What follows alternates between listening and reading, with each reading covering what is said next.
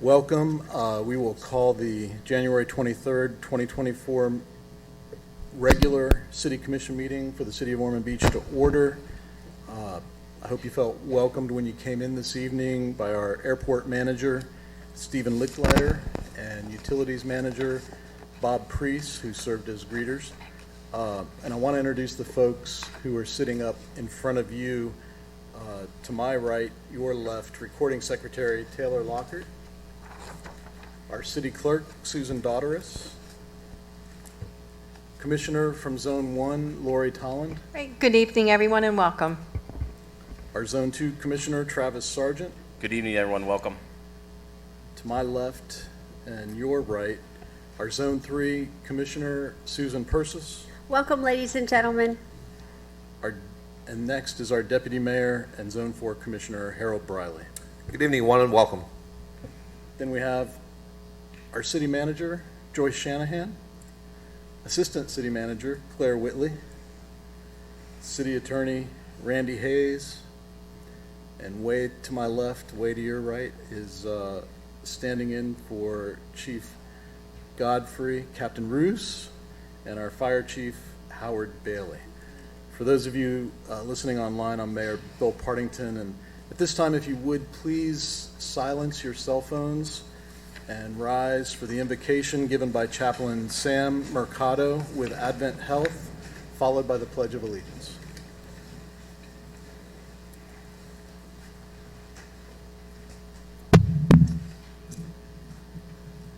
Almighty God, in this moment, we pause to say thank you for allowing us to see a new year. We gather here tonight to make decisions for our community and ask for your guidance and direction in these matters. And we ask your blessing on our city leaders as they make these decisions on behalf of our community. We ask you for these things in your holy name. Amen. Amen. Pledge allegiance to the flag of the United States of America and to the republic for which it stands, one nation, under God, indivisible, with liberty and justice for all.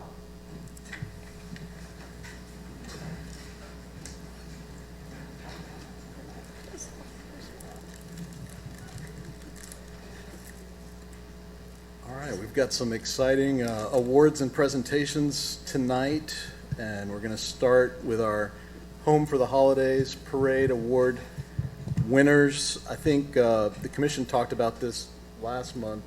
Really, this has been one of the best parades we've ever had in the city. They seem to get better every year, Brian, largely thanks to you and your team. But I want to recognize Brian Daly, the parade chairman, and Thank you, Mayor. he's going to present the awards. Okay, this is the 32nd annual. I think it's one of our biggest.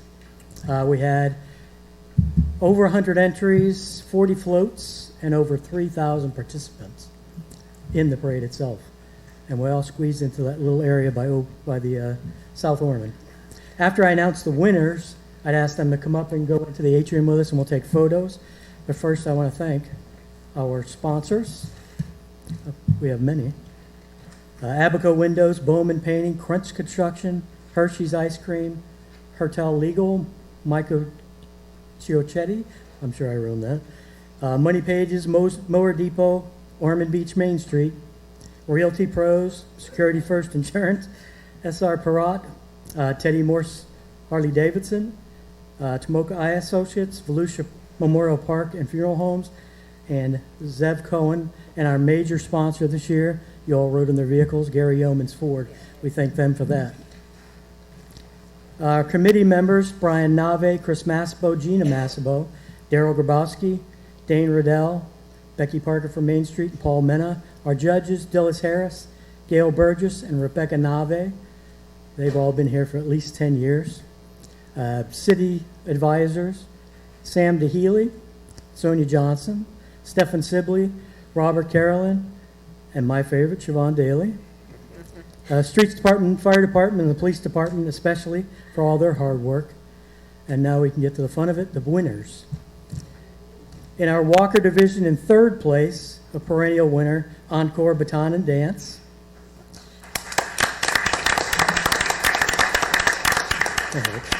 Second place is Naughty Pets. And in first place for the second year in a row, Coastal Florida Police and Fire Pipes and Drums. Say that fast. In our vehicle division, third place went to Salty Church.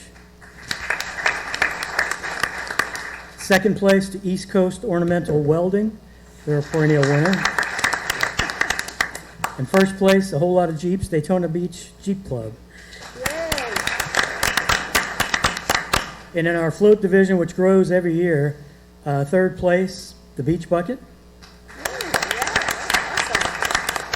Second place, a sponsor with a great float, and perennial winners, I think, too, Realty Pros Assured. And first place in floats, this was a really, really awesome float, Ormond Beach Elementary School.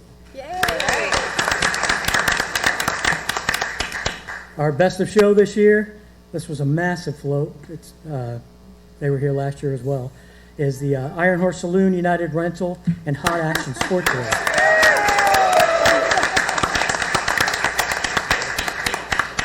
And now we're going to bring Becky Parker up from Main Street to give away the Main Street Reich Hundermark President's Cup. Becky?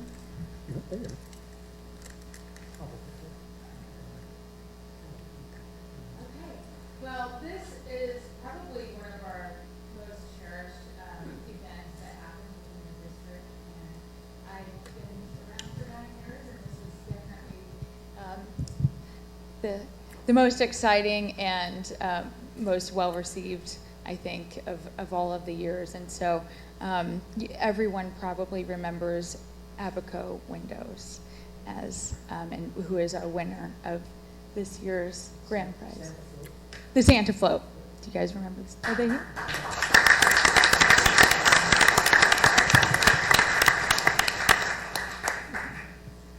Congratulations. Thank you for adding so much to our downtown and putting in all the hard work. And how many hours? We started, when did we start? It took like 3 weeks. Yeah, we my parents knew the idea back in August, but we really started about a month or two before. Amazing. Yeah. This is the third time in a row, so we have to Congratulations.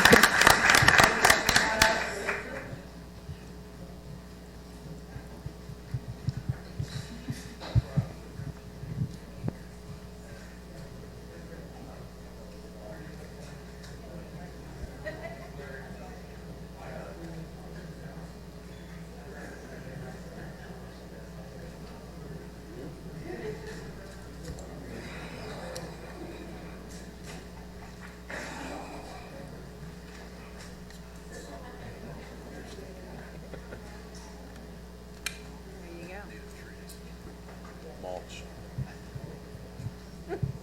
I just heard what he said. All right, while those folks are heading out for pictures, I'm going to ask our victim advocate, Evelyn Robustini, to come up.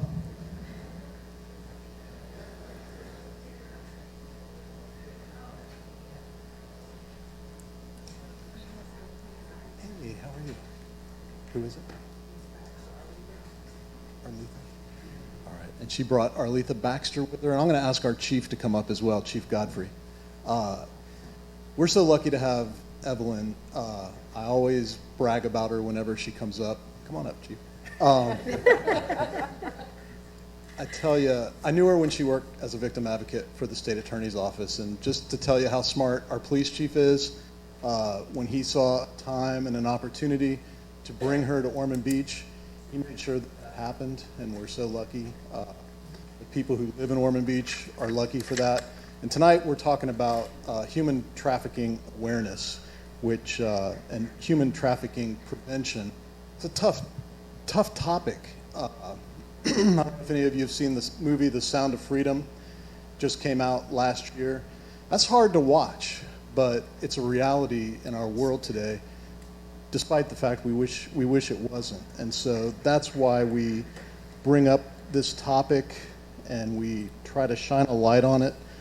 Evelyn, I'm going to let you hold that while I read some of the key components of it. I'm not going to read the whole thing. There's a ton of information in this proclamation, but human traffickers prey on their victims by promising a life of hope and greater opportunity while delivering only enslavement. Instead of delivering people to better lives, traffickers unjustifiably profit from the labor and toil of their victims, who they force through violence and intimidation to work in brothels and factories, on farms and fishing vessels, in private homes, and in countless industries. It doesn't start that way. It starts like this paragraph says, with the promise, a life of hope, a life of greater opportunity, a chance for you to be a movie star or an actress or something wonderful. But then it turns quickly into something terrible. And so we don't simply reflect on this appalling reality. We also pledge to do all in our power to end the horrific practice of human trafficking that plagues innocent victims not only around the world, but in our nation and communities. And it's a shock that it could happen in the United States. It can happen so fast, just in the blink of an eye. Whereas more awareness and education are crucial, eradicating human trafficking in our community, state, and nation, and whereas Human Trafficking Awareness Day is observed on January 11th in municipalities across the country in order to educate the public and raise awareness about human trafficking. The City of Ormond Beach has a strong commitment to social justice, and now, therefore, based on all that, I, Bill Partington, on behalf of the entire Commission of the City of Ormond Beach, do hereby proclaim January 2024 as National Human Trafficking Prevention Month in the City of Ormond Beach, and reaffirm our commitment to creating a victim service and criminal justice response that assists victims of human trafficking, and urge our residents, agencies, and champions to support efforts and action to end human trafficking. Thank you all very much. Evelyn, I'm going to let you say a few words. January was first declared as National Slavery and Human Trafficking Prevention Month in 2010. And the slogan this year is, "We are engaged, we're focused, and we're united." And the Attorney General's office, she has a big fight ahead of her, and every year she holds a human trafficking summit. And this year it was the 22nd and 23rd.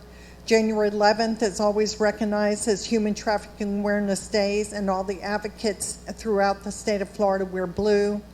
And on January 24th, tomorrow, there'll be an educational conversational titled Online Behavior, Offline Danger for Caregivers. So we want moms, dads, their children to go to the Piggott Community Center in South Daytona between 6 and 8 for an educational awareness.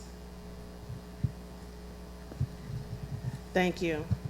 My name is Ms. Baxter, and I provide for survivors. I provide safe, secured housing for youth survivors between the ages of 7 and 17. Although this is a heinous crime, I have a success story. One of the most recent survivors placed in my home, and if you all have the opportunity, you can pull this up, it's online. The defendant's name is Shayna Bryant. She was involved in trafficking the young lady placed in my home. At the latter part of November, she reached out to her public defender in Orlando and indicated that she needed a speedy trial. She wanted to be home with her family for the holidays, and her wish was granted. She felt that she was going to be released from the Orange County Jail because in this life, they call it setting up a play, when the trafficker arranges for a John to have inappropriate and deal in inappropriate activities with a child. She says, I'm going to be home for the holidays because I only set up 2 plays. Well, on December the 20th, 2023, she wanted to get out. She did. She got out of the Orange County Branch Jail, and she's now at the State of Florida Reception Center because each one of those plays she set up caught her a life sentence. So this is real. This is real. The young lady who resides with me is now attending Daytona State College, works at a local grocery store around here, and is right in the process now of obtaining her first apartment. So behind these tragedies, if you have diligent people willing to see something and say something, we can get survivor stories. Again, if you see something, say something, because this is real. With the rental market and the housing market soaring through the roof now, familial trafficking is most prevalent. So I said that to say, if my uncle or daddy or auntie don't have the money for the rent, guess what? This pretty little girl or boy, because males are trafficked as well, ends up becoming a victim. So we just need to be mindful that, you know, each and every situation, of course, is different. But if you believe it's happening or you're suspicious, there's an abuse number to call and let the authorities take care of it and deal with it accordingly. Thank you all for having us.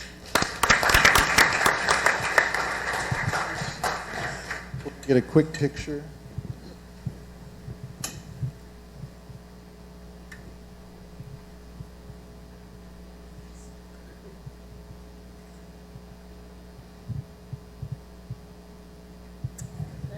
Thank you. Thank you.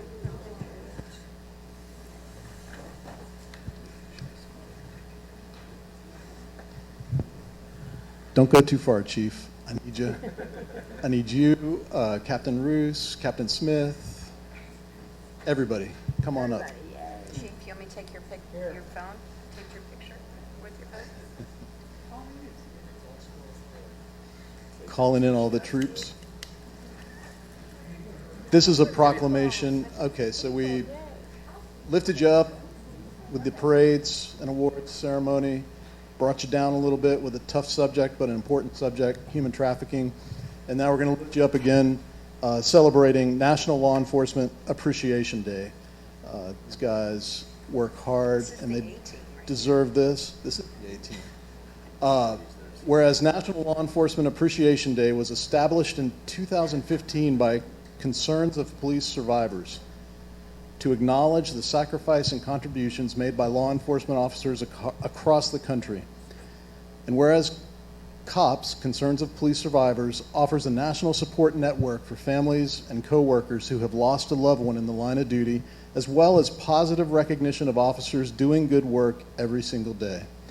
Whereas law enforcement officers rarely receive the recognition they deserve for the challenging and selfless work they do, they're tasked with making difficult decisions in the best interest of the law and the safety of the communities they serve.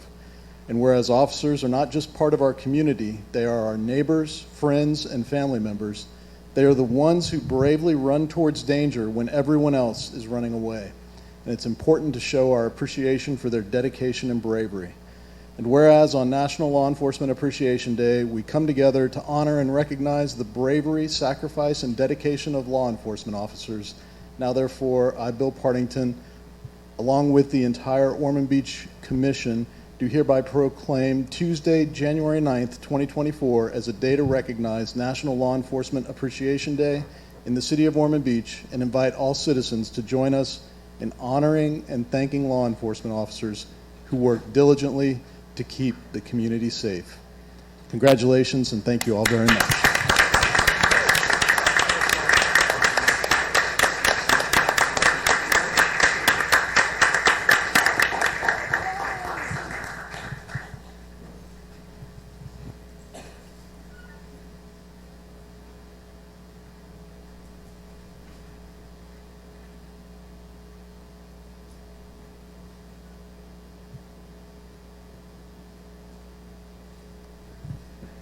Great job, guys. Thank you. Good job, guys. Thank you. Thank you.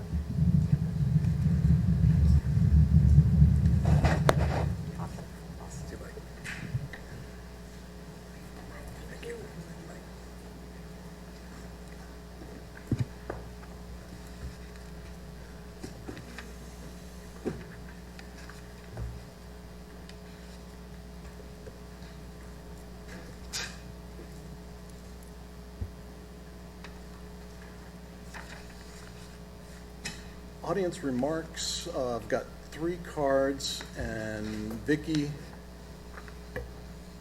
is going to be first. Help me out with that. Is it us or thus?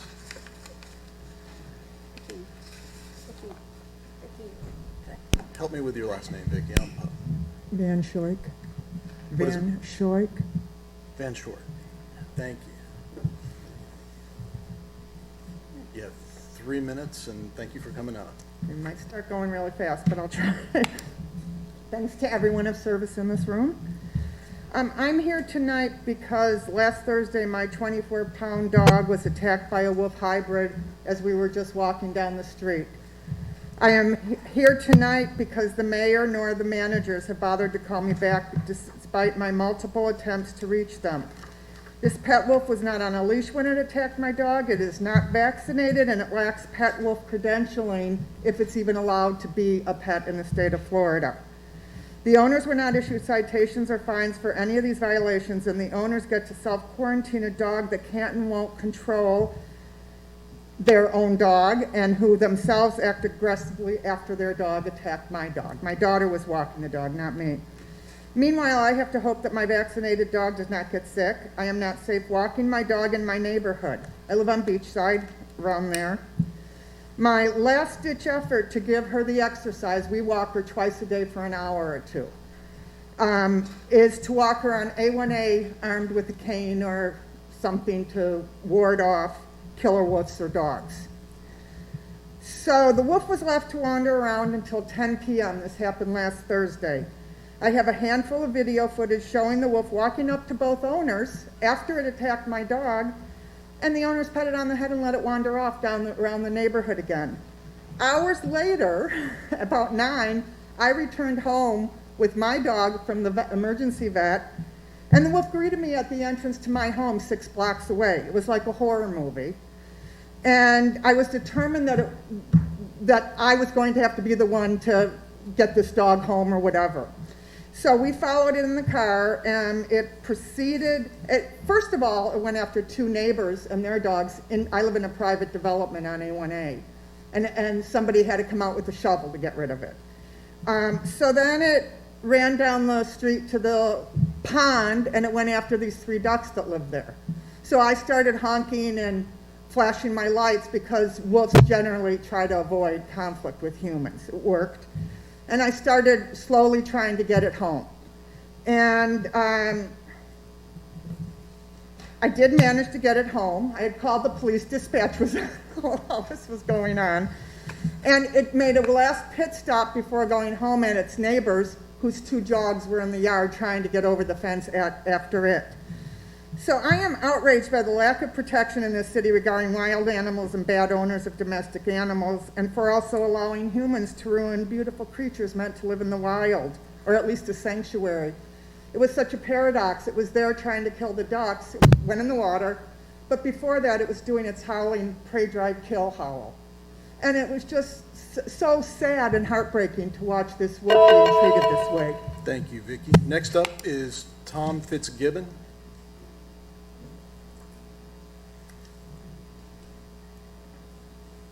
Commissioners and staff, my name is Tom Fitzgibbon, and I live on South St. Andrews Drive in beautiful Tomoka Oaks. First of all, I want to thank the commissioners of Ormond Beach for your time and effort to investigate the Tomoka Reserve development. This development will have a big impact upon the current residents of Tomoka Oaks, the trails, Escondido, condos, Tawakwa, and the surrounding community. Tomoka Oaks is indeed a beautiful, unique property that deserves special consideration. So thank you very much. Secondly, on the not so nice side, the traffic on my street, South St. Andrews Drive, was already identified as a problem even before the possible 600 plus cars and trucks are added by the Tomoka Reserve development. I have been communicating for about a year with the Public Works Department. We've had good discussions, but no progress has been made on slowing traffic. At least 9 months ago, the Public Works Department indicated that South St. Andrews was scheduled for installation of speed tables. the Public Works Department knew South St. Andrews had a speeding problem, and that we have tried to fix it with police patrol and a radar speed sign. Nothing is slowing down the cars. I have a radar gun. I'm one of those old guys with a radar gun. And my readings indicate that about 50% of the traffic is speeding faster than 25 miles per hour, the speed limit. About 25% is over 45 miles per hour. Now the Public Works Department is indicating that there has been, quote, contention about the installation of speed tables, end quote. And they have halted the program that is already working well on 20-plus streets in Ormond Beach. I understand people do not like speed tables. I don't like speed tables. But nothing else seems to work. Every single resident that I've talked to on South St. Andrews Drive, about 25 people have supported putting in speed tables. Last Friday, January 20th, about 9 p.m., I witnessed 4 pickup trucks roar by the front of my house. 2 of the trucks were side by side on our 2-lane street on South St. Andrews Drive, racing up the street. It's pretty horrifying. They blocked all traffic. In other words, they took both lanes up and over the blind hill at 37 South Andrews Drive. They couldn't see who was coming in the other direction. No one was killed or injured this time, but several years ago, a woman walker was killed several houses down from us. So it does happen. Please put speed tables on South St. Andrews and you will save injury and death and the resulting heartache. Thank you for your time. Michelle Zirkelbach is next.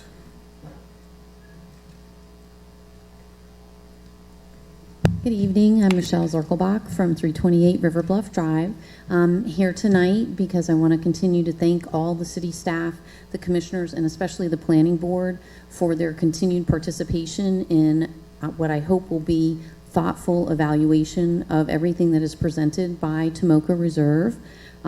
This takes us as a little throwback in time. Tomoka Oaks is a community.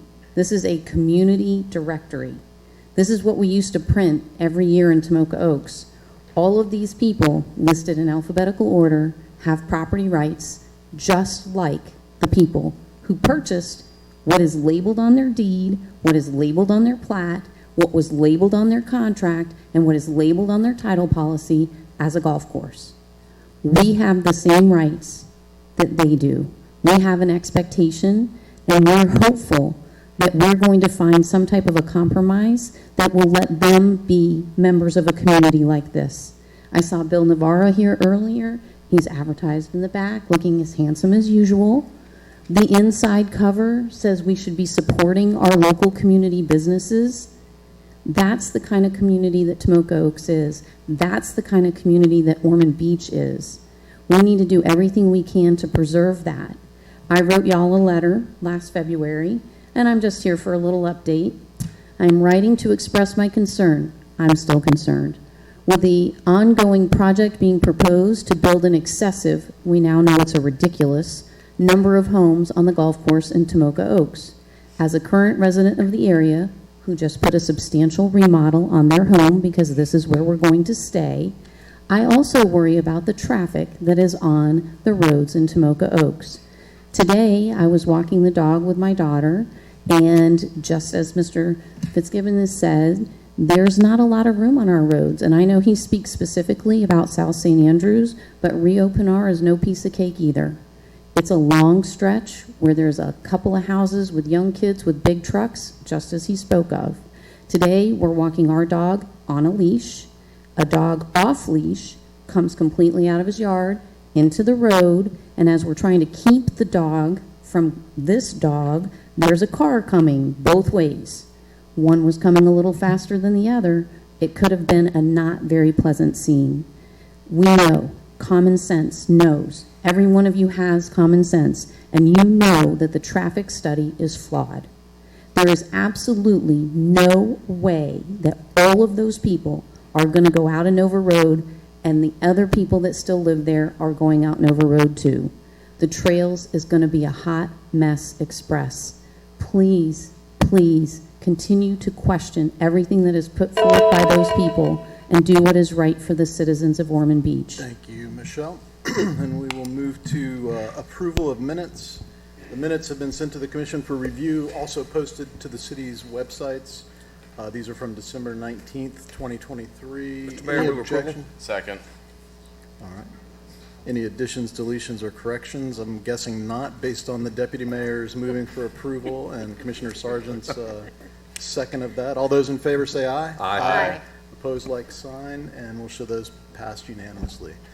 Consent agenda. Does anyone wish to pull anything from the consent agenda? I move approval of the consent agenda. Second.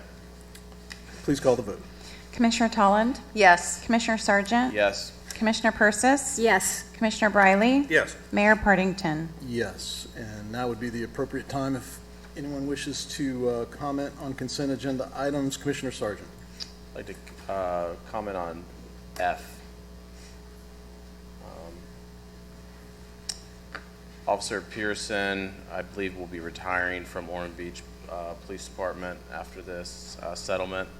And I just think I'd like to say thank you to him for his service to our country when he served in the military, and also for his almost 20 years as a Ormond Beach police officer. I just would like to say thank you to him. That's it, Mr. Mayor. All right, thank you, sir. Commissioner Persis. Yes, I also wanted just to mention Officer Pearson.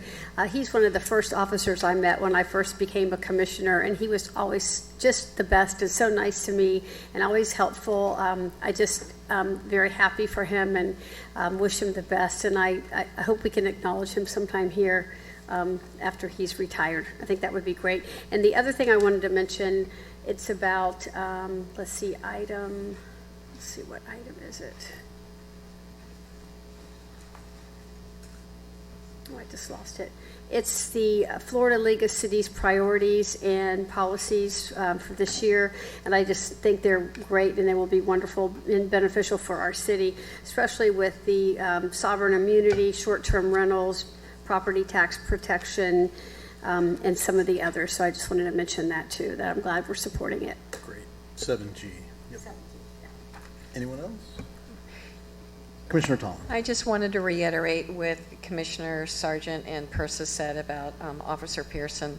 I just want to wish him congratulations in his retirement and best of luck. Mr. Mayor? Very nice. Deputy Mayor Brown. I'll chime in as well, and I've known Rob for many, many years, and actually I knew Rob when Rob's dad was a community service officer with the city. Then I believe Rob became a community service officer with the city, but Rob has put in many, many years with the city, and he'll be missed. Good deal. Thank you all. And now we'll move on to item 8 on the agenda. This is resolutions, and I'll ask our clerk to read 8A. Resolution number 2024-10, a resolution approving and authorizing the removal of a historic tree located at 517 North Beach Street and setting forth an effective date. This is resolution number 2024-10, read by title only. Thank you. Commission, I don't have any cards on this motion. I think the... Mr. Mayor, I'll move approval. Second. Any other discussion? Staff report was excellent. If there's no other comments at this time, please call the vote. Commissioner Sargent? Yes. Commissioner Persis? Yes. Commissioner Briley? Yes. Commissioner Tolland? Yes. Mayor Partington? Yes, and now we are at reports, suggestions, and requests, and we start with City Manager Joyce Shanahan. 2 weeks ago, we had the tornado and heavy weather coming through, and so we had to cancel the meeting. I appreciate you all moving everything to this agenda. A couple things were supposed to happen at that last agenda meeting. One was to recognize police for their law enforcement appreciation day.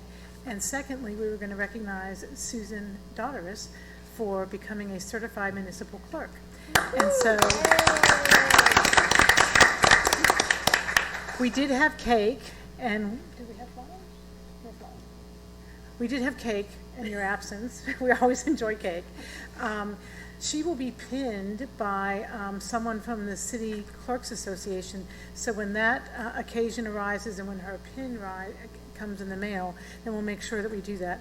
I think it's really important to recognize Susan for the excellent work that she does for the city. To be a certified municipal clerk takes a great deal of time and effort. Some people go to conferences and they wander from room to room and they leave early. Not in the city clerks. You have to have permission to leave 10 minutes early, or you don't get credit for that session. They have strict requirements for the number of hours they have to be there and for the work that they have to do. And Susan, you truly have excelled, and we're so very, very proud of you.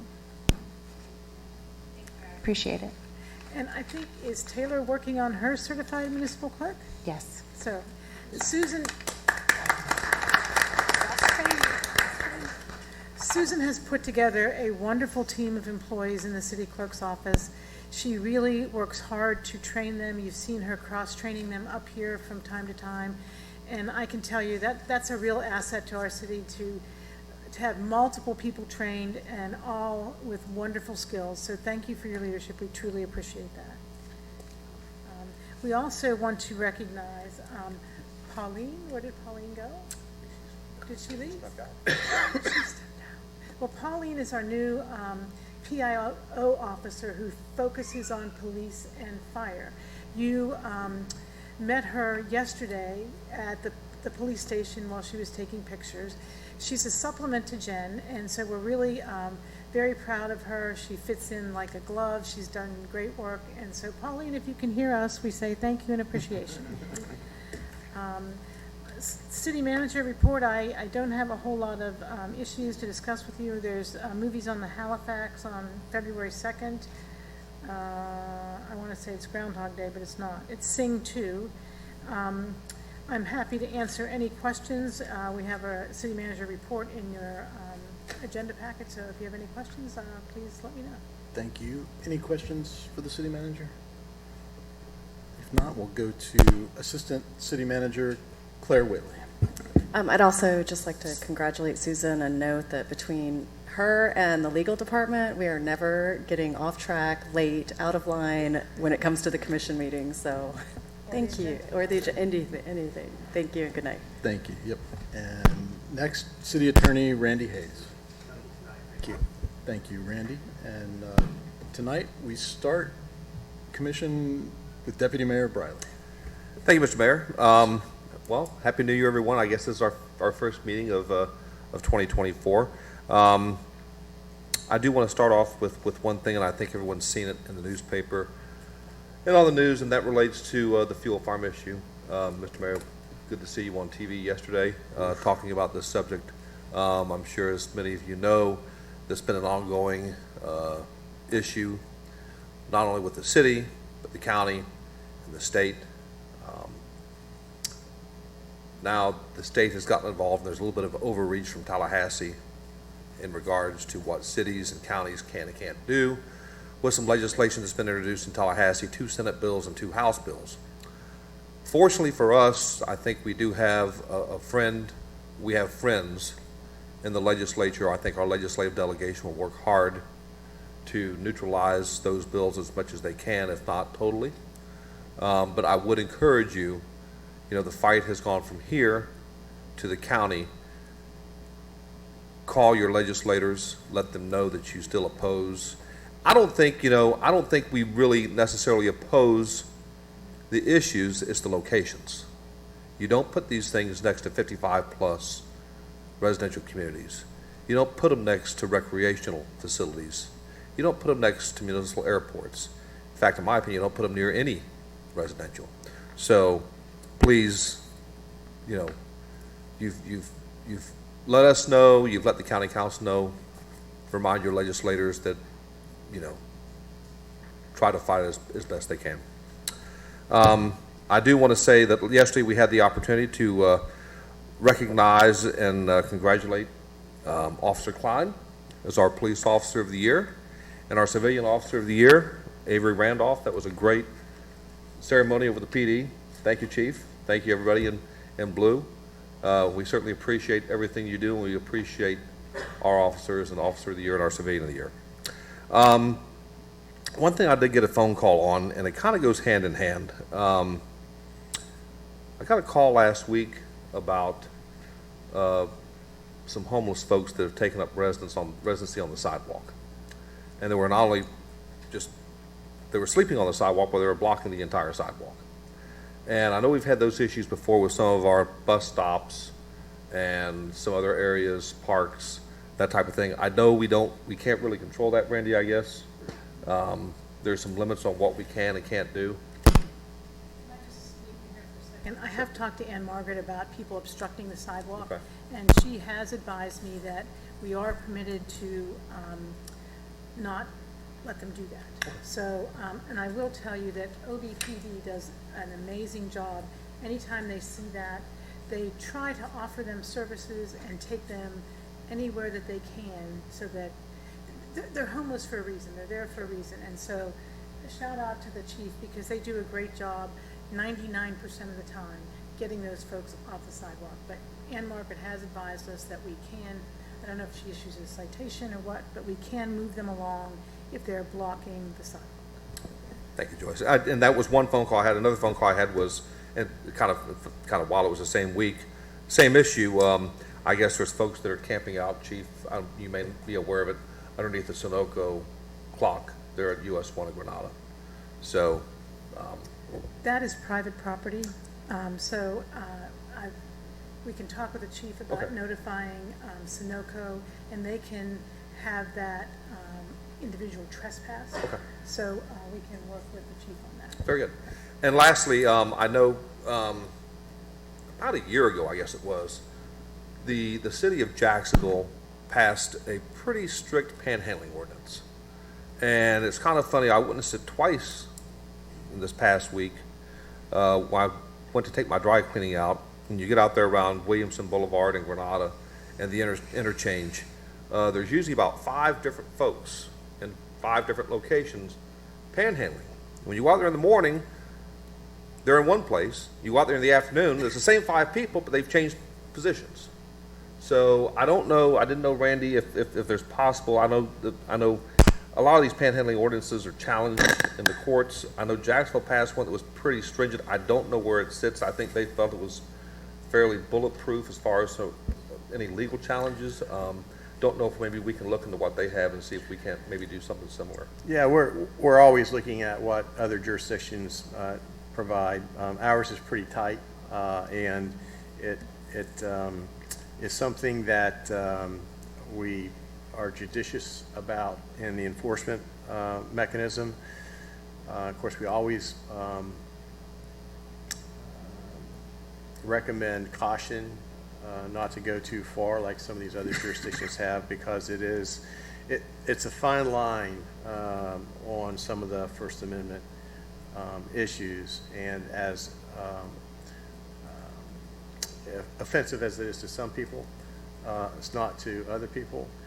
And we try to find the balance, and I think our folks in the police department do a great job trying to balance those out between the panhandling and the homeless people and that sort of thing.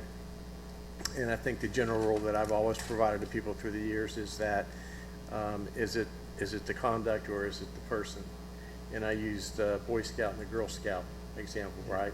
So if what you see wouldn't offend you if a Boy Scout or Girl Scout does it, then it shouldn't if somebody that looks a little bit different than the normal folks should do it. So there's a fine line. We do try to balance that out, and we do try to make note of some of the restrictions in other jurisdictions, and there's some that we've looked at and we're like, it's a matter of time before they get challenged, and ultimately it will likely happen. So, right. Thank you, Randy. Mr. Mayor, I'm sorry, that's all I have. Thank you. Thank you. Commissioner Tolland.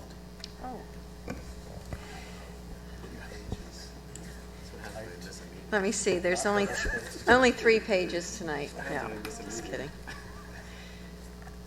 So first of all, I do want to say congratulations, Susan. I'm sorry we weren't able to just honor you singly last time, but well deserved. Thank you. And big congrats to Avery Randolph and Officer Klein. We did go to that ceremony yesterday, and it was just so fun to see them honored. I mean, they're just wonderful folks in what they've done.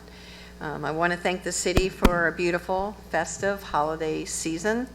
Decorations, events at the casements, the parade, the tree lighting, we didn't really get a chance to really mention all of that. In our city goes Leisure Services, Stefan, Robert, the whole gang, Sonia, everybody goes over, above, and beyond to celebrate the holidays with our residents, and I'm very grateful for that. We did celebrate Arbor Day, and a lot of native plants and trees were planted, and I was really excited about that. There were actually 4 tree plantings just within our city alone, and that was a lot of fun. I do want to mention that I had the Main Street 2 flyers put at each of your desks. These are the 2 big events that are coming up. You know, Main Street does a tremendous job for our city with some economic vitality and just some good friend building and community building. So if I will put a plug in for Main Street that they are looking for volunteers and sponsorship. So I just wanted to officially put that out there. The Regrow the Loop initiative is still going on. If you recall, it's a pilot program. It will be up in the spring, I think April. And we are hoping this collaboration with the county will continue, and it will expand through the county. I think has been, as Mr. Troy Kent would say, it has been wildly successful, and so we're hoping that it will continue in other areas of Volusia County. I did attend by Zoom an advocacy meeting with the Florida League of Cities on the Live Local Act. I don't know if anybody's following all of that, but it looks like they are. Florida League of Cities has broken down the bill, broken down the pieces, and have trying to address the issues that's affecting all the cities. One bill doesn't always fit well for all cities. So they're hoping that we can get a little bit more friendly changes with that bill, shall I say. I do want to say that February 6th is the county council meeting, and they are going to be voting on the second reading for the moratorium for the heavy industrial development, and I do plan to attend as a citizen and speak at that meeting. And I do want to ask staff and Joyce if there is a Casson Park update. Is it coming to us anytime soon? Sean can speak to that. Thank you. And then I have 2 more items, and then I promise I'll be done. You all love Beacon.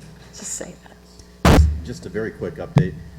I received 60% plans from Zebco and Associates this very morning, and so we're going to digest those and try and summarize them and hopefully bring you guys a formal update of everything that, including some chance to take a look at those, to show you when you take a concept plan and you make them engineered, there's a little bit of finessing of it, making it proper. We want to show you how they were able to make it pretty darn close to what we all showed you as concept plans. So give us a little bit of time to digest these 60% plans and get them to you.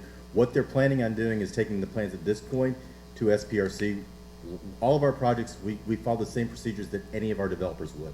And so in doing that, we have to take it to our site plan review committee. And so this is what we would submit to our site plan review committee for that first pass of comments, and then they would work those comments into those final 100% plans. So okay, we're close. We have 60% plans, so getting there. Okay, thank you. All right, and then my second to last topic is I just want to update you all a little bit with the Scenic Loop folks. They've been meeting and they've been discussing with about that creation of a gateway park to the Scenic Loop, and you all had given them the permission to go to Quality of Life, and they did do that, and they were successful and received unanimous support from them. They are in the process of identifying some capital items that they'd want to have available to the residents. They are talking about trees, plants, kiosks for education. They've been discussing funding sources. They're being identified, and collaborations and partnerships with other folks. They have met with county staff as well as looking for funding opportunities as well. I'm hoping, and I have a request of you all as commissioners, I'm hoping that you all are curious enough about the project and value our residents' desire to create something special for the community and agree to have a workshop so we as commissioners can discuss all the possibilities that we can do with that land area. So I'm asking you all now, what do you think? And if you agree, can we ask staff to put together a workshop? Commission? For a workshop just to. Workshop to discuss that property and see how that could fit into our plans as a city. Obviously, there's no numbers involved with it, but it's something to see if you all are really interested. So this is my thought process. You know, us as commissioners, we've got this big idea. We've got big issues going on in the city with Belvedere, Tomoka Oaks, Avalon, all of that. Well, what makes our city so special are all those little things that the residents bring to us.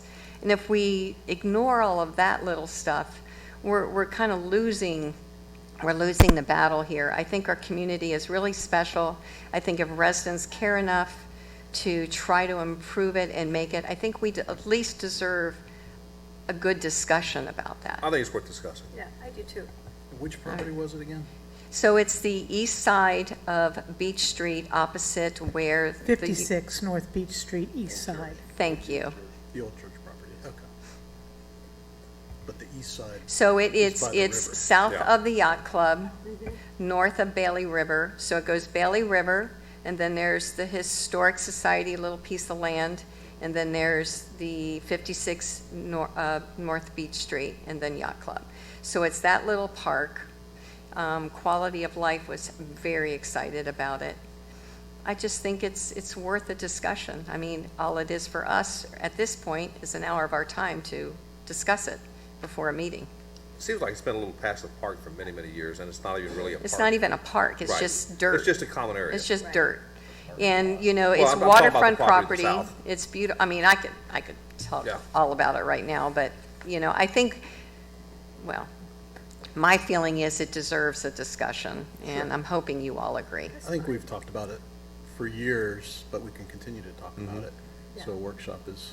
Because I mean, thought at there've one been time, there was discussion of making that like a park from just south of the yacht club all the way to Bailey. Yep, a whole riverfront. Yeah, but Historic Society owns that little piece of land in between. So there is, I can share with you now, there is a conversation with the Scenic Loop people. They've already reached out to the Historic Society.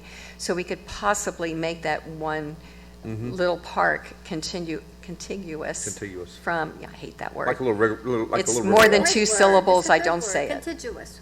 Yeah, there you go. So are you all okay with that? Would you mind? Only if we use native plants. Yeah, And we no only want- mulch. We only want native plants. Okay. Joyce, are we good? I think I hear a consensus, so we'll schedule a workshop.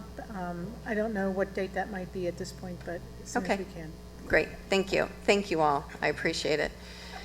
All right, my last but finally not least is I am officially I like that word. I am going to announce that I will be filing to run once again for City Commissioner Zone 1, whether you all like it or not. I've enjoyed working with you all. I've enjoyed working with staff as we continue to navigate some pretty tough issues that have been affecting our city. I have the utmost respect for our residents, and I appreciate their passion and our love for our city. So I certainly hope that I will have the opportunity to continue to serve. That's the end of my report. Good night. All right, congratulations, and Commissioner Sargent. On the resolution 8A, which was the historic tree to be removed, I'm just wondering if that could be handled at the staff level in the future, if it has to come before us. I just feel like there's a lot of wasted money on items like this. I mean, the residents here with their. It's required, I think, by code to come before you. You can't have staff just handle, okay. I defer to the city attorney, but I think it's required by code. I just feel like it's a waste and could be handled at our staff's level. If they're approving it and for them to waste time, I feel like it's waste, but it's not here nor there. I'll go on to my mulch issue. Since I've sat here, I've complained about this mulch over and over, and I know we laugh about it, but when you go out here and you drive the medians, there's mulch all up and down there that's running into our waterways, and I'm just tired of seeing it. Like, how hard is it to clean it up? I'm at a point now where I laugh about it, but it's very frustrating. Like, it's not getting cleaned up. We add more, it runs off into our river. It's a waste. And we just approved $30-some thousand back in October for more mulch to wash away. So I'll just leave it at that. Riverbend Golf Course, the parking lot, I'm just wondering, about 3 years ago, we put up a fence on the outside of the parking lot. So we block off that area and we just let it grow. I would like to maybe see if we could possibly move that fence towards the building, clean up that parking lot and utilize it for additional parking for the mountain bike trails for people to utilize, because there's limited parking over there. Let's utilize a resource that we have at our hand, clean it up, and let our residents and maybe enjoy some of that. So I don't know if that's an option we can look at if y'all are. Well, staff can look at that and Okay, report thank back to you. On the homeless issue that Commissioner Briley addressed, I've been in conversation with the city manager about this. We've cleaned up several lots. I think we need a program to identify property owners that have vacant lots, to explain the process to them, that they have to fill out a form to allow the police department to trespass people. A lot of these people might live out of state. The person that used to own the lot next to the Sunoco or the Shell station on Granada lived in Virginia. They didn't know that they had a homeless camp on there. But if we could identify these property owners and notify them ahead of time so we can get no trespassing signs, it might alleviate some of the issue. I mean, the one on Center Street over by the nursing home, you pull out of that nursing home and you look straight in front of you, and I mean, it is scary, the homeless camp that's back in there by the YMCA area. I mean, it is scary. I mean, drive by there tomorrow. I encourage y'all and just take a peek. It popped up. I didn't notice it until I saw cops down there for some reason last week. So I went down to see what was going on, and it's a pretty impressive homeless camp. I mean, so I don't know. I just think maybe we can identify the property owners to help clean it up. That might be an option. And then maybe, you know, on the plant issue, maybe we can also start a program where, you know, if you take a tree down, you plant one on the loop or something. I know that's probably part of it, but that's all I have. With that, I'll say goodnight. Thank you, Commissioner, and Commissioner Persis. Good evening, everyone. I just have a few comments about some things that happened, I guess, since Christmas. We had Starry Starry Night early in January, and it was, you know, 3 different places, the Casements and, let's see, McDonald House and the Ormond OMAM. And we went from place to place, and we saw some beautiful art. It was, you know, we have local artists right here, and they're just awesome. So I encourage you next year when that comes, please go. And we did have a lot of people, but I tell you what, people don't know what they're missing. It's beautiful pieces for your homes if you're interested in that. It was really nice. And we had the Martin Luther King breakfast at the South Ormond Nova Center, Martin Luther King Day. We had a lot of people come in and get breakfast, and it was a wonderful event. I was lucky enough to be chosen by my husband to go to the spelling bee at Tomoka and be the spelling bee caller. He wasn't able to go, so he said, why don't you go? You're the city commissioner. That's not quite your zone, but you could go. So I did. And I tell you what, these kids can spell. They are so smart today, boys and girls. I'm just very, very impressed with them. But it was a lot of fun doing that. It brought me back to my principal days. And as Commissioner Tollins said, we had Arbor Day tree planting. We had beautiful native trees planted. And we used to do it, remember, Mayor, at Ormond Elementary, but I think we filled up that whole area with beautiful oak trees, and they're growing, and it's really pretty right there in front of Ormond Elementary. So these other trees are going to grow and just be as beautiful as those are, so it's very exciting. And I also want to just extend my congratulations to Jeremy Klein, who is the Officer of the Year, and to Avery Randolph for being the Citizen of the Year. They represented Ormond Beach well. I'm just very proud of our police department. I'm proud of our fire department. We have top-notch people in both of those departments, and I certainly wish that every day could be Law Enforcement Appreciation Day, because they deserve it each and every single day. And last but not least, I would just like to say, Joe Daniels, I'm glad you're here. Mr. Persis enjoyed your company the other night. I just want to extend that to you out there. So thank you for what you did the other night. And I hope everyone has a safe evening and good night. Thank you, Commissioner. And I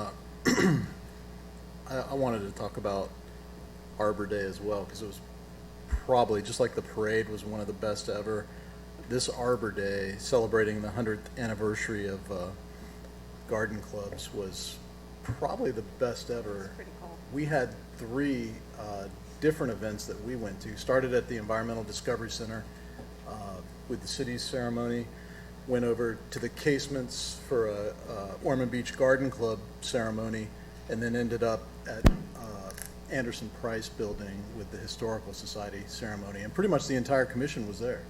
And then Commissioner Tolland had events after that. She was still going on Arbor Day issues. But I can tell you, the Garden Club folks like cake and cookies, and that is awesome. They also bring an elegance and charm to the city with their the things that they do on a regular basis, and most people never know about it. So at least one day a year, they get the recognition, whether it's through the Observer or the News Journal. It gives them the opportunity to have the light shined on them. And speaking of cake, Joyce, I hope when Susan's pen gets here and we have another proper ceremony here, that we have cake prior to that. There is always room for cake. Awesome. Awesome. Because, yeah, anything, efforts with our staff to increase and improve professionalism. They're already very professional as it is, but anything they can do to improve that, I'm all for that. And Susan's really taken the bull by the horns in that respect. So thank you, Susan, and congratulations to you.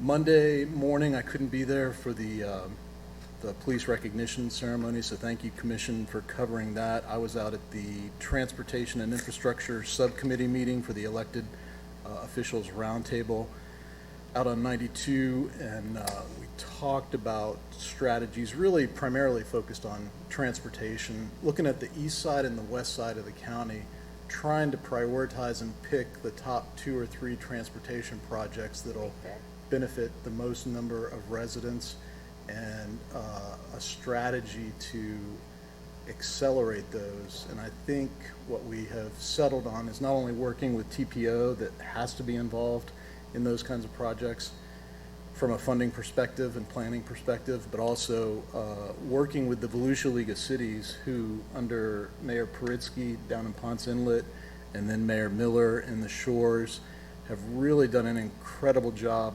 ramping up their advocacy efforts and identifying those particular projects, and then letting the Volusia League of Cities Advocacy Committee just tear into it and move those projects forward. I think that's what we have decided to do. Our next meeting will be in a month or 2, and staff is going to come back and bring us what they believe are the top issues, and then the electeds will discuss those and take it to the full roundtable. So that went really well.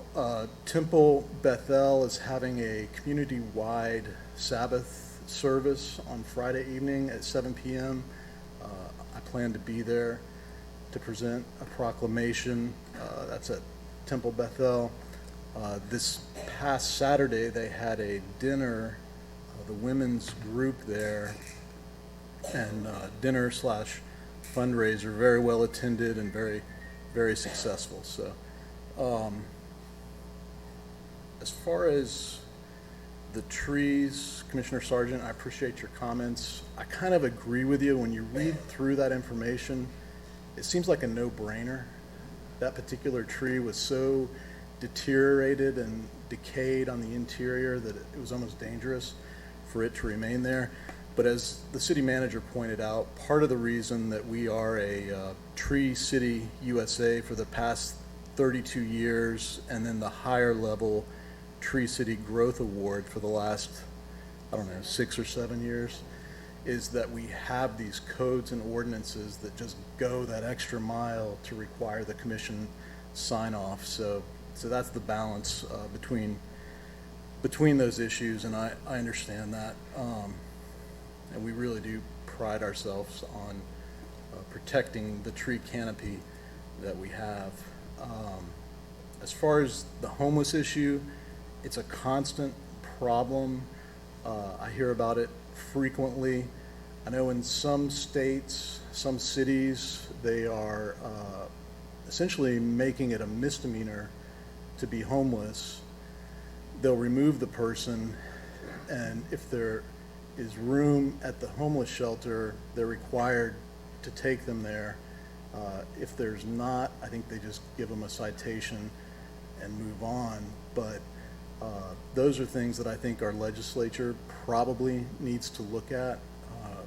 The way it's been put to me by folks is we work so hard to create a beautiful city, and then this homeless camp situation, if you've ever been to one, it's the most filthy, disgusting, vile living situation that you've ever seen, with human waste, all kinds of trash.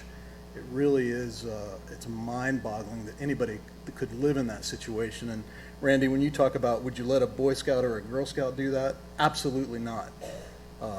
Would you let them push a giant shopping cart down the sidewalk? Absolutely not. Would you let them sit on the corner with no legs? Absolutely not. And it's just, you know, the things that you see, these people preying on the feelings of our residents, it's not appropriate.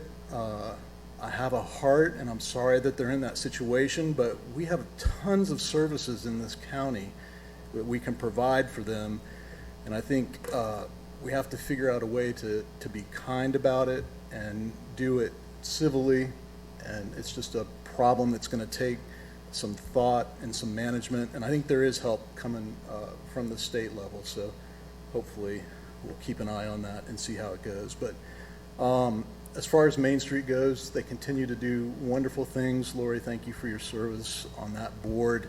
The Festival of the Arts, Granada Grand on February 3rd is going to be fantastic. The Celtic Festival, people come from miles around for that on April 20th and 21st. And then I think in May, they're going to have Taste of Ormond, which is a huge hit every year. And so we'll be able to enjoy that. I think that's everything I had. Happy New Year to everybody. Thank you for being here. And with that, we are adjourned.